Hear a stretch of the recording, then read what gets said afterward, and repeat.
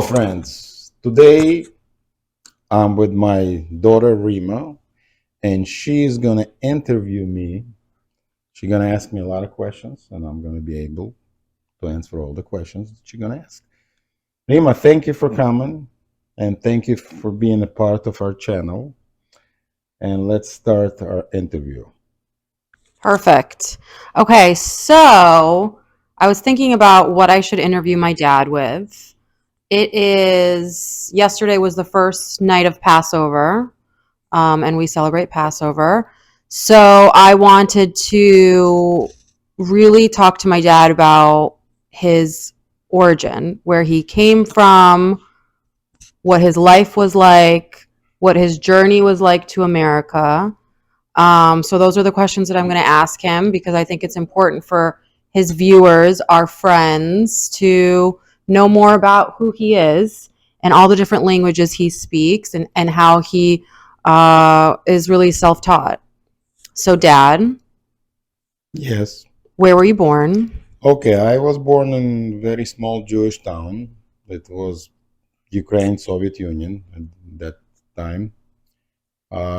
Most of the people who lived in this little town was Jewish people, and was I had a very good childhood, very happy. We played a lot outside. We didn't have all these phones and technology, but we was this probably was the best childhood that you can imagine.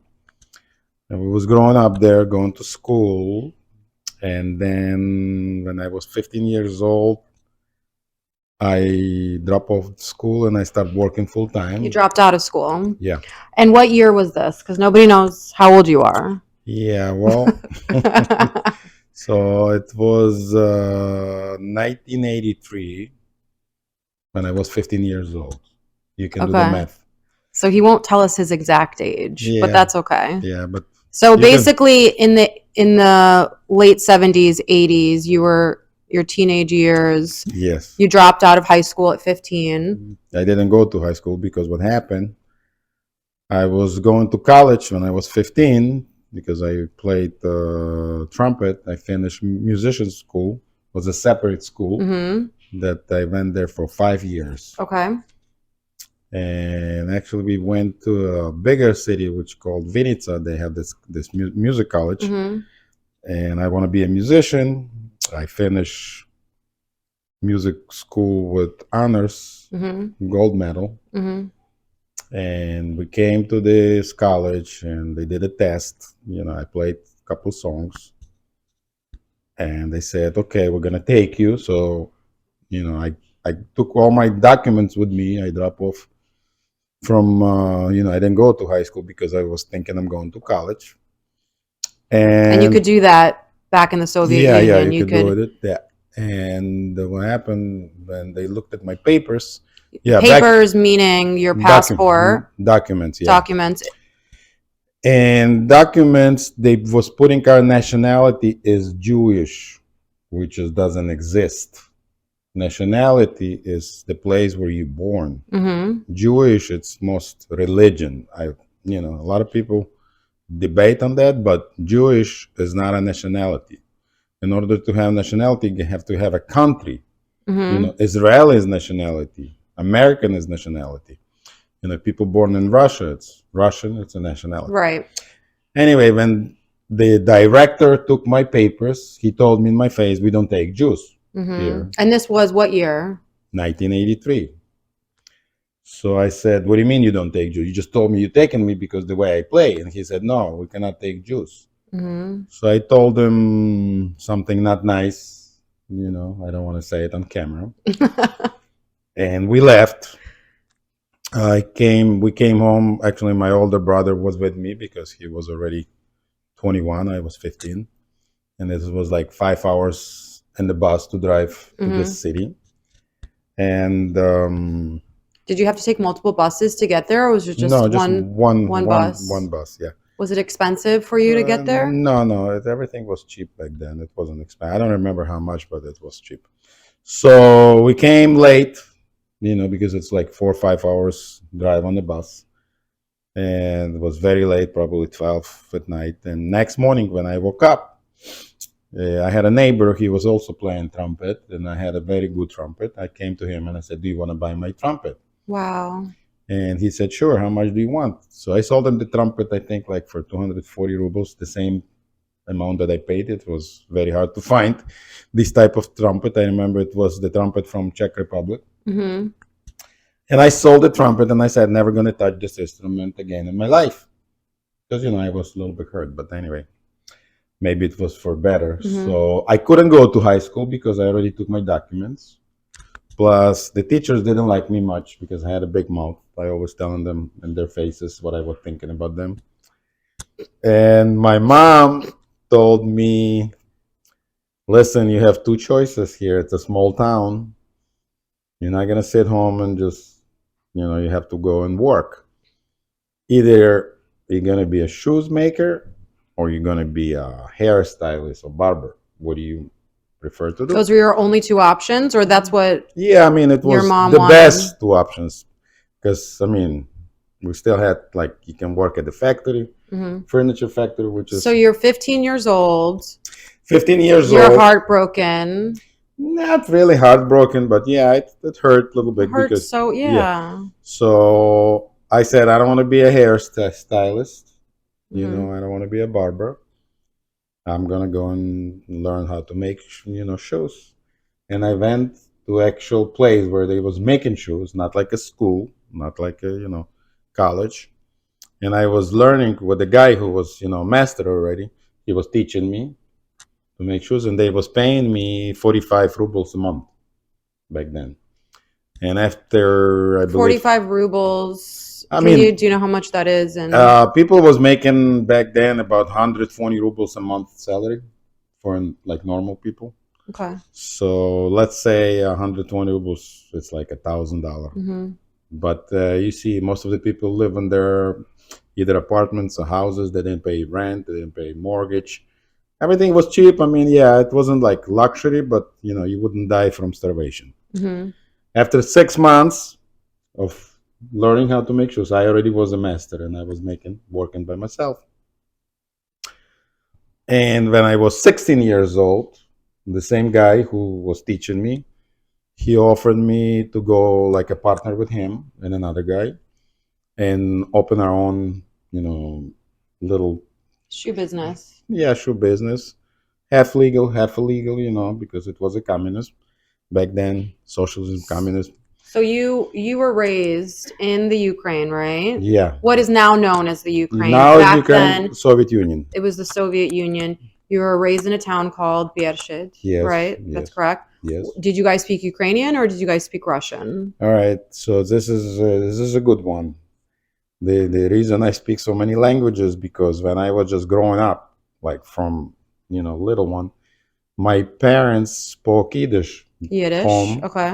so I understand Yiddish completely, and this is where their language. Mm-hmm. In preschool, kindergarten, whatever school, we spoke Ukrainian, and I went to Ukrainian school. Mm-hmm. So everything, all the subjects, everything was in Ukrainian, except English language, Russian language, and Russian literature. And outside with my friends, I spoke Russian. So growing up, I already was 3 languages. speaking So- 3 languages. What is Yiddish? Yiddish, it's a dialect of German. It's very similar to German, but what happened, if I'm not mistaken, Jewish people lived like 800 years in Germany, Mm-hmm. and they create their own language, so Germans would not understand them, but the language based on the German language. Dialect. Yeah. So it is And the language also- of the Jews, Yiddish. Yes, Yiddish. It also has some of the Hebrew words, but most of the words it's German. Okay. dialect. So So do you understand German? I can understand maybe 30-40% of it, not everything because it's a little bit different. Mm-hmm. If you're gonna compare, let's say it's like Spanish and Portuguese or Spanish and Italian. Okay. So So growing up, you had 3 languages already. You had yes, in my head. Yiddish, Ukrainian, and Russian. Yes. Okay.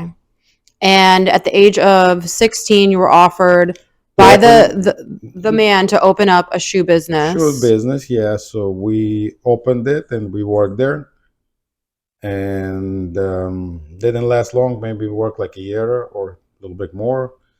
And the director of the other shoes factory, he didn't let us work, and they closed us down because it was Is it because you were a Jew? competition. No, no, he was Jewish too.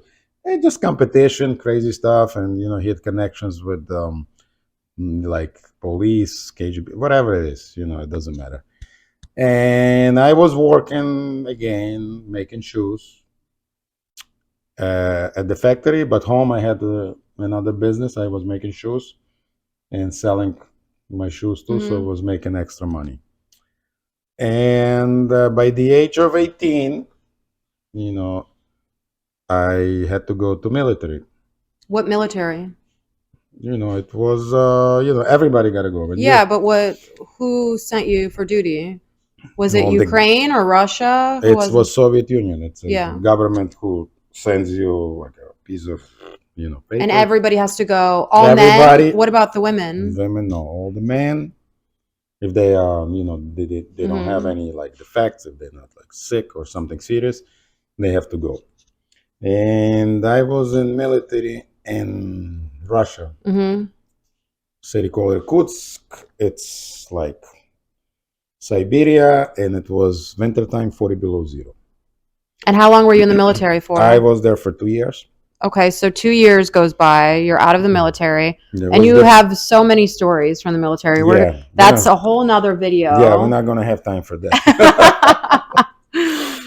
So, how old were you when you finally got out of the military? I was 20 years old. And you went through, I mean, the military was really hard. But again, I had a lot of fun there. you had a lot of fun, but it was really hard because it was your first time away from home. Yes. So, you're out of the military. What's next? What's next for So Sasha? next, I came home. I started working again, and I don't remember. Yeah, I think I was working already. And then your mom's uncle was working with me, Mhm. and he said to me, I'm going to Moldova Mhm. to buy some supplies. Still a part of the Soviet Union, Yeah, everything. Moldova. Yeah, yeah. Everything was the Soviet Union. Everything was Soviet Union. Basically one country had 15 republics. So he said, if you want, we can go together, spend some time. We're gonna drink some Moldovan wine, and we're gonna stay at my sister-in-law, apartment, and I'm gonna introduce you to my niece. He told me. She's 18 years old. She's very shy. I said, okay, let's go. Because anyway, when I came back from military, it was winter time, snow, boring, nothing to do, cold. And I said, let's go. So it was about 2 hour drive. We took a car, I remember. We came to, before we came to Moldova, we stopped at the border, and the border was like a river. So one side is Ukraine, on the other side is Moldova. And your mom's uncle had a shoemaker factory there. So we stopped there. We drank so much Moldovan wine that I got drunk because people was, it's a culture. They drink like crazy. And I was not a big drinker. I'm still not a big drinker. You're not. No, no. I mean, wine, beer. So we went and I met your mom. And For the first time, you meet her, and her parents are there. Her yeah, two sisters are there. her parents. It's a different culture. It's a different world than today's dating world. Yeah, it was different. So I kind of liked the city because it was a bigger city, nicer city. They had good food. They had better restaurants because Moldovan kitchen is much different from Ukrainian kitchen. And I was going to like restaurants, cafes to eat. Kind of like it. And I said to her uncle, I said, listen, I think I'm gonna stay in the city. I don't want to go back. I told him.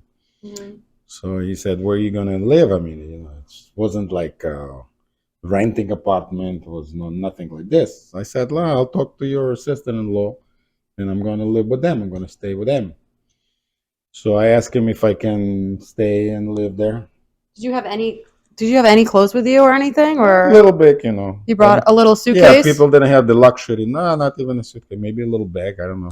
People didn't have the luxury to have so much clothes that we have here. But anyway, So you ask. I asked your grandma if I can stay and live there, and maybe I'll find myself a job because I want something different. And And she said, no problem. this was within the first couple of hours of being there, or Yeah, first day. okay. Yeah. And she said, yeah, no problem. We're going to sleep in the living room on the sofa. I said, okay, that's no problem. So, anyway, her uncle left like in a day or two, and I stayed. I called my parents and I said, I like the city. I'm going to stay here. To make the long story short, after 3 months, I was getting married to your mother, and we lived together with your grandparents. Not for long, because it was just too much for me. And we went back to Bershit to live with my parents. So you're back in Beershit with your parents. Yeah, and I was about How old were you? 21, 22, something. Okay. And the year is? It was already like 1989, close to 1990. And was there talks of going to America, or was that even on your mind? My brother with his family already left to United States, and we couldn't go to United States because the borders were already closed. They didn't allow people. The only option was to go to Israel. As refugees, correct? Is that what we were considered? Yeah, they took our citizenship. And I mean, we lost our citizenship in Soviet Union. Anyway, your mom was pregnant. She gave birth to you. And when you was about 6 months old, we came to Israel. Okay, so we came to Israel in 1990. 1990. Yeah. 1990, we came to Israel. I already spoke a little bit Hebrew because before that I went to Moscow to Dutch embassy because back then was no Israeli embassy to get our visas. So you had to go to the Dutch embassy? Yeah, the Dutch embassy and get our visas to go to. And you had to go all the way to Moscow for that? Yeah, I had to fly to Moscow. And I don't remember already if I flew or I took a train, but Moscow was very far away from us. And I had a friend there in Moscow. I stayed with him. Yeah, I remember your Moscow stories. Yes, and which should be a whole nother video. So I went to synagogue. I went to synagogue in Moscow, one of the biggest synagogues, and I bought the book. I mean the Hebrew. So it's like a dictionary, or just to learn Hebrew. Like Russian to Hebrew. Yes. Like translator. Yeah, translator and basic words. So you taught yourself Hebrew. I learned this book. It took me like probably a month. I already knew everything. But when we came to Israel and they was talking to me in Hebrew, I didn't understand nothing. Because when they speak in sentences, it's quick. I know the words, but I cannot put them together. I'm just listening. Right. Well, would you say that a lot of people from the Soviet Union traveled to Israel? Yeah, back then probably 2 million people left. 2 million people from the Soviet Union, Jews, left to go not just to Israel or to Israel specifically. Just to Israel, just 2 million people. Yeah. So it was a little relieving when you would meet people in the streets probably and they spoke Russian or Ukrainian or Yiddish, whatever. So you were able to communicate and get around, right? Yes, of course. So when we was in Israel, we was going to like park in the evening time, and all the Russians immigrants were gathering there. I was talking, and people just giving their experience, what to do, where to go. We was like kind of helping each other. It's like more people talking, and even the Israeli was helping us a lot. The neighbors, nice people, and it was helping us in the beginning. And so I was already talking a little bit Hebrew, understanding a little bit the basics. So they have ulpan there. Ulpan there, it's like where you're going to learn Hebrew. So I went there for one day, and when I was, you know, talking to teacher, she already told me you have nothing to do here. You already know everything, the basics. I mean, just gonna waste your time. Anyway, I find my first job was like in TV channel two. I was like cleaning there, you A know, janitor. yeah, something like this, giving mail to each office. And I was working with all the people who was working with me to do this job was Arabs, Hmm. Israeli Arabs, and they actually was teaching me how to speak Hebrew. They taught Wow. me how to Hmm. speak Hebrew, and it was funny, the way they teach you Hebrew. He said, "Listen, this is glass." They say in Hebrew, and you hear it, Do you you know how see to it. say glass in Hebrew still, or no? Yeah, how is gonna be the glass? That's a I no. mean, I forgot, but anyway, I speak Hebrew, but I just. I mean, I'm actually, they putting you was on the teaching me. spot. I remember exactly. Was about 33 years ago. We was eating lunch, and cucumber. They said melafefon, so you remember. And I had like a chain. They said, what is it called in Hebrew? Sharsheret, something like this. And this is the way like in a couple months, I already spoken fluent Hebrew. Just with your coworkers. Yes, and I didn't last there long because they didn't pay a lot, so I had to go like to construction business. I was making Hmm. much more money. I was working in construction business, I remember and that. then I was Your working work truck. as a painter, and I mean, I did everything. So when you were in Israel, did you know that you were going to move on to America already? Well, I Was that came your there, nice goal? country, nice people, but you're surrounded by all the enemies, and when we came in 1991 was war. Iraq was bombing Israel, and we had to It was put. dangerous. Yeah, so this thing, and Israel is a nice country, but everything is expensive. The prices is going up. I didn't see a lot of future there. I mean, people live nice, But people. also it's important to know that Mm, not only was it you, me, mom that left the yeah, Soviet Union, it was everyone in our family. It was your side of the yeah, family, mom's side of the family. So we basically all left the Soviet Union yeah. We and everybody, everybody relocated to the everybody. country of Israel, and Yeah. Israel gave us this beautiful future, but in your heart you knew there was more, I right? mean, listen. I always love to do business, and Israel is harder to. It's a small country. Listen. It's just small country, and it's not as much opportunities As as America. America. My brother already was in Chicago, and I called him and I said, "Listen, I want to come to America." After 2 years living in Israel, So uh, what year did you make the 1992, I 1992? came on my own. Came by Yeah, yourself.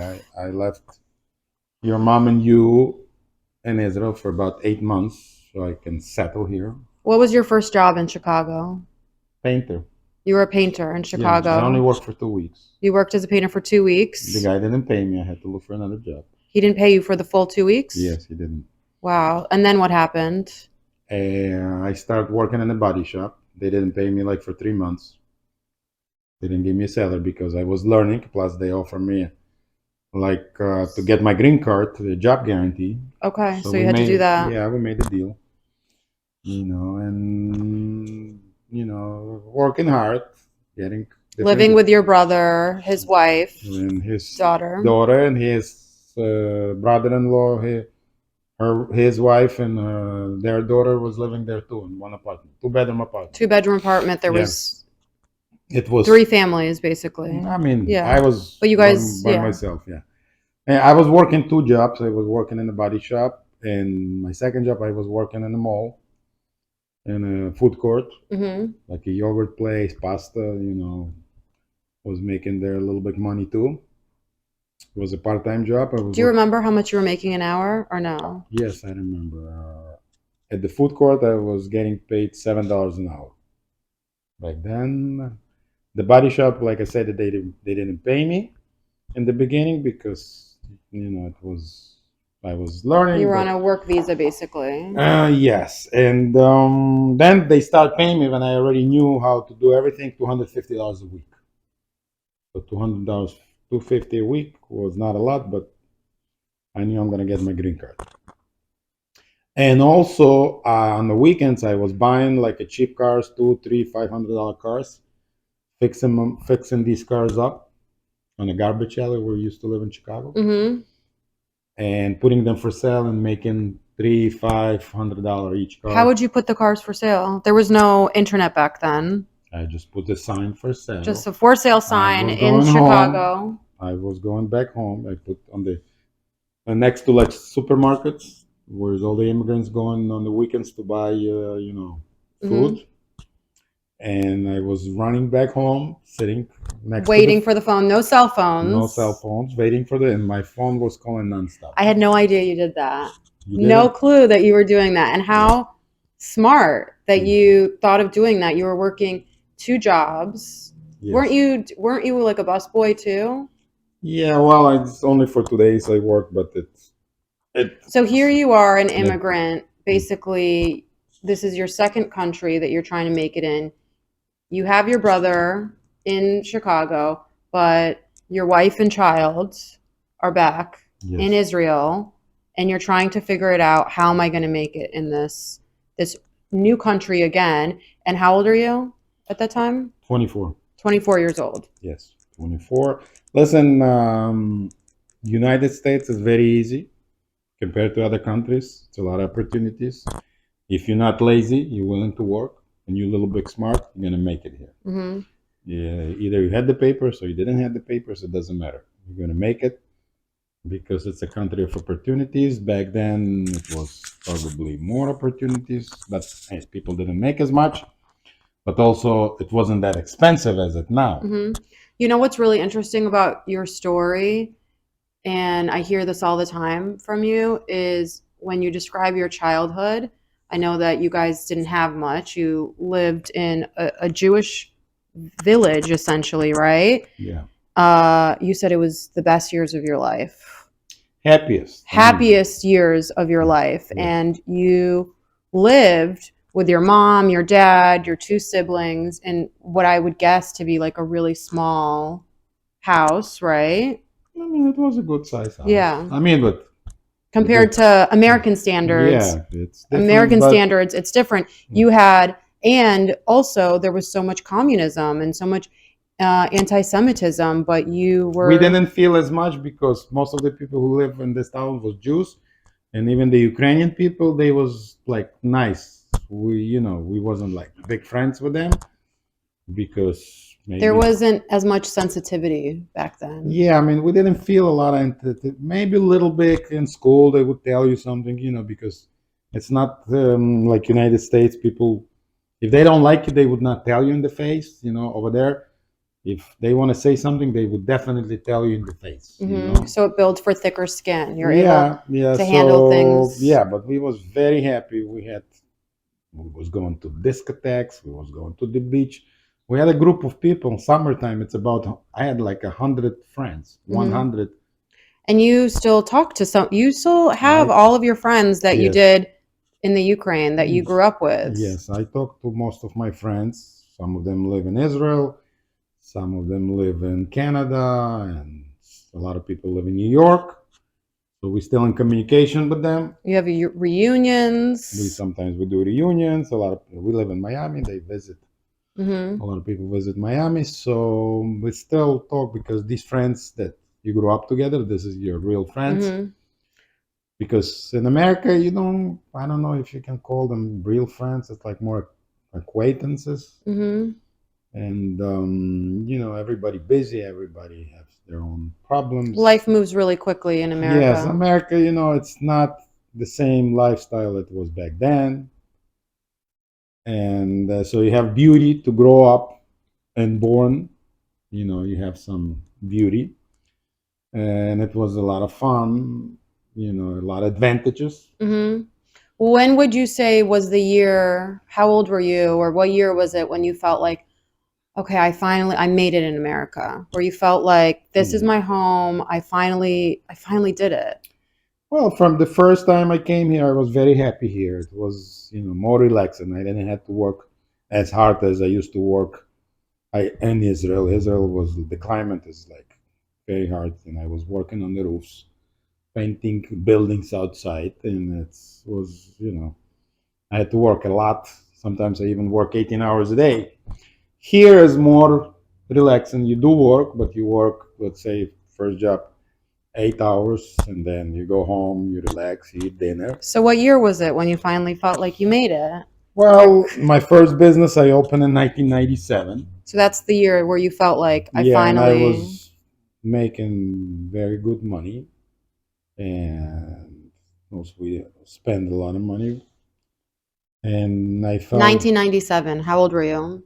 1997, I was 29 years old. 29 years old, and So it took I you like was, 7 years to get to yes, feel like you finally. yes. If you remember, I don't know, you was a kid. We had to go back to Israel to go through all the process with immigration, to go for the interview to American Embassy in Israel, to get all the medical exams, to make sure we're not, we don't have any diseases, and from police department, I had to get and I don't have a criminal record, military records, everything, Mhm. together all the documents, and then we came back. So we came back in 1995, and I basically had to start everything from the beginning Mhm. because they didn't let us go for 6 months. We was like Yeah, I in remember. Israel, yeah, and everything that we didn't have much. We had apartment. I mean, I lost the apartment. When we came back, we had to start everything from basically from scratch. But we already had the green cards. I was able to get a better job, so I went to work in another body shop for another couple of years. So this is 1995. You're 27 years old. You're Yes, back. yes, You're back in America. yes. We back in We're back America, in America. and I was working, so they gave me from start like $17 an hour. That's a lot back then. Yeah, it was a lot of money, but That's a lot still today. yeah, depends. Yeah. But this job, was But you were supporting two other people, right? yeah, I was supporting. I mean, your mom was working too, and then I got to the point I couldn't work anymore in the body shop. I had a lot of allergies, and I had to stop doing this. But at the same time, I was always selling cars, so I said, "I'm You were going." still doing the Yeah, car. yeah, all the time, nonstop. So actually, when we came back, we came with nothing. We didn't have any money because we didn't have much money. How much money would you say you had When I came back, when you came back to America I didn't from have Israel? nothing. My mom just gave me.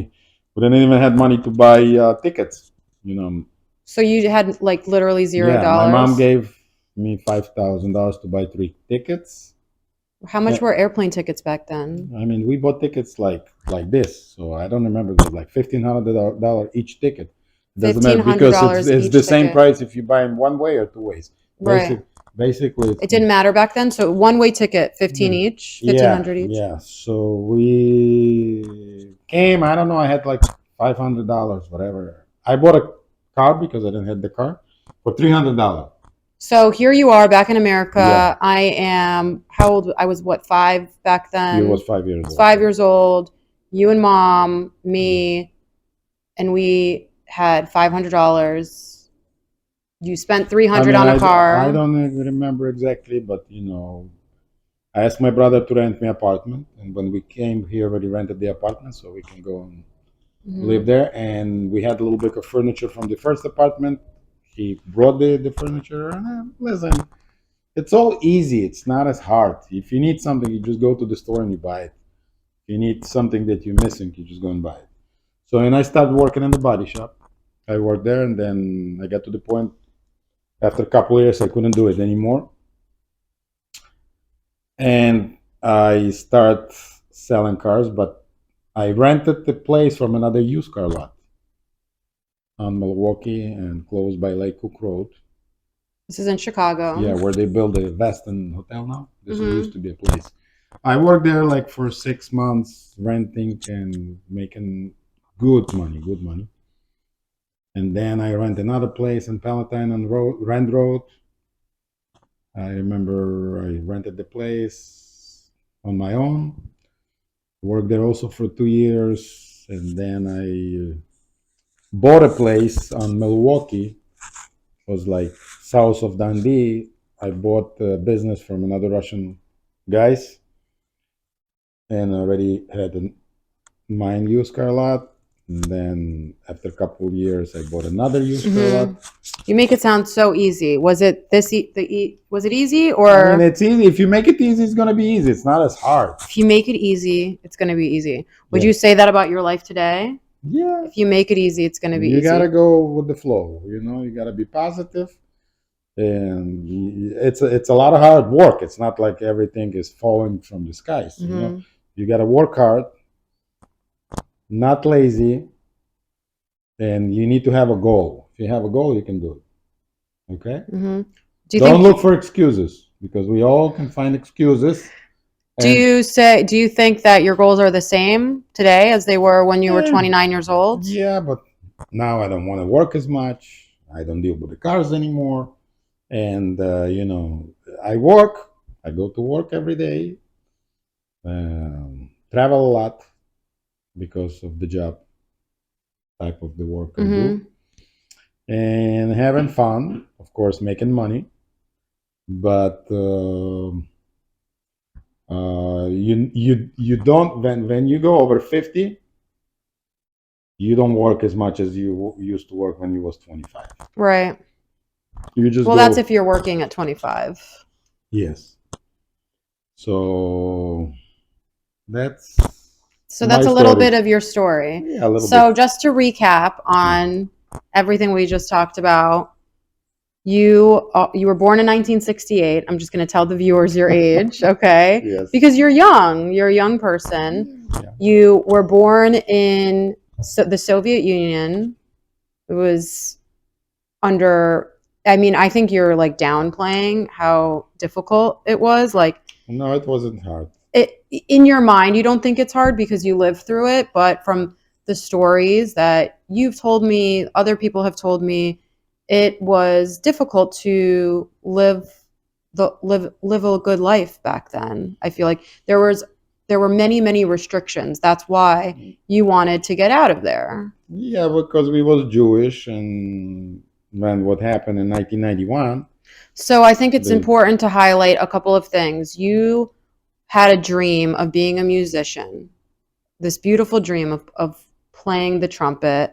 You weren't allowed to play the trumpet because you were Jewish. No, I could play trumpet. I just didn't take me to the college because they want money under the table, and my teacher told to my mother, if you're not gonna put like 3 or 5 thousand rubles, they're not gonna take it. Right, because you're a Jew. Yeah. Yeah. But my mom said, And your outlook on life is so interesting because like that would literally never happen in America. Like there is no music school, at least that I know of. Maybe it's because I've lived in mostly like Jewish areas that would say, "Yeah, we're not accepting you. You're a Jew." Yeah. That you have to look at it that way. And this was only what 35 years ago. Maybe my math is a little off. Maybe more than 40 years. This was 40 years ago. 30. This was 40 years ago because you're going to be 55. Yeah. So 40 years ago, you were being told you weren't allowed to do certain things because of your religion that they considered a nationality. You weren't allowed to really go anywhere without them seeing your papers and knowing you're a Jew. I think that's, in America, we take that for granted. We are able to say who we are without living in complete fear. And then by the time you were 29 years old, you had already traveled to 2 different countries, settled really in 2 different countries. And we also didn't touch about the fact that you had to teach yourself English, right? That's a whole nother thing is you moved to America, you had to teach yourself English. And in the span of a few years, you taught yourself Hebrew and English, and you still had all these other languages. And don't forget about Spanish. And then, yes, you taught yourself Spanish. I remember when we also moved to America because you saw an opportunity there, right? Yes. The primary language in America is English, secondary is Spanish. So I think, it's important talk about your origin story, especially as since it's Passover, right? And in Yes. Passover, we celebrate Passover. Why, Dad? Oh, because we were slave, and when we Moses took us from Egypt, that's what we celebrate, the freedom. Mm-hmm. So So we remember who we was. Mhm. We never forget that we used to be slaves in Egypt for 270 years, if I'm not Mhm. mistaken. So I think the parallels between Passover and your origin story and how incredible it is, like how you talk about your origin story.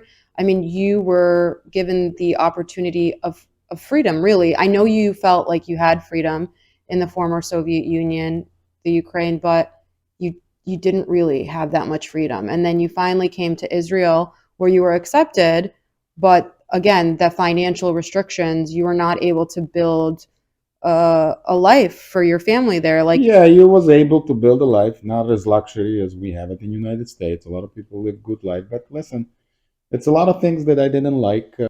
They didn't like us in back in Soviet Union because we're Jews, and when we came to Israel, they didn't like us because we are Russian Jews. right. So Not everywhere. that's a whole It's different a lot of that's a nice whole people. different Yeah, video. yeah, it's a lot of nice Soviet people there. Russian Jews Yeah, are definitely different. We know that. yeah. We, But it was a good experience. I love. you're just speaking about what it was Yeah, like. yeah. So, anyways, my whole point, because I feel like you've been interrupting me a little bit, even though this is my interview and I have to take control of this, Okay. is Passover is a beautiful holiday to celebrate. We are celebrating our freedom as Jews. And when we go through Passover, I often think of what you went through, of what your parents went through. I was a baby when I came to America. I was only 3 or 5 years old. You You was know, I 3 years old. have a few memories of it back then, but I know that you and my mom and so many people from different countries, not just the Soviet Union, but from all over the world, were coming to America for freedom. And I think it's really important to talk about that and put it out there. And I think it's important to, you are self-educated. You educated yourself. And that is what immigrants do because they don't have anything else. They know that they have to educate themselves. So Yes. this was a long-winded interview, but I think that it's important for your viewers to know who you are. You have so many different names, right? In Russian, you're Sasha. In English, you're Alex. Well, my full name is Alexander, Your full name but is they Alexander, and call your you Hebrew name is is Asher. is Asher. Yeah. And that's why you like to be called that. So it's important for your viewers to know who you are. Yes. And how many languages in total? I speak 4 languages fluently. What are the 4 languages? Well, Russian. I'm not even going to count Ukrainian because You don't really speak it I anymore. don't speak it anymore. I mean, I understand everything, but it's been like almost 35 years that I don't talk to nobody in Ukrainian. So Russian, English, Spanish, Hebrew. Hebrew. I don't know. Do you speak Hebrew fluently? Do Yeah, I you speak. know how to say glass in Hebrew? Yeah, I know how to say glass.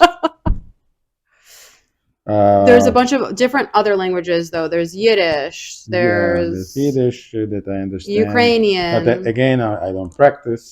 The Ukrainian, I understand, I don't practice. I mean, all the Slavic Eastern European languages, They're very they're similar. similar to Russian. When people from Bulgaria or Poland or from of the previous Yugoslavian countries, when they talk, you can understand a little bit. You can communicate with them, so it's the same group of languages. I understand that from Spanish. I can understand Portuguese. I can understand Italian. A little bit of French. It's also the same. Amazing, Dad. Good job. Yeah, but listen, we live and learn. Thank you. I want to thank you for taking this interview. I Because, interviewed you. yeah, I want to thank you for that. Oh, thank you. Yeah, Or you're welcome. yeah, I want to thank you for taking time.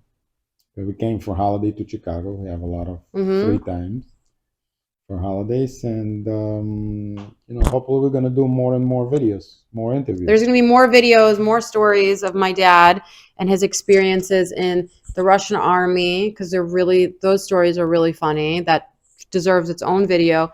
Yeah. My dad's obviously a storyteller. You ask him one question and he goes on a 10-minute tangent about something completely different. But that's why everybody literally loves him. He has friends all over the world in different countries.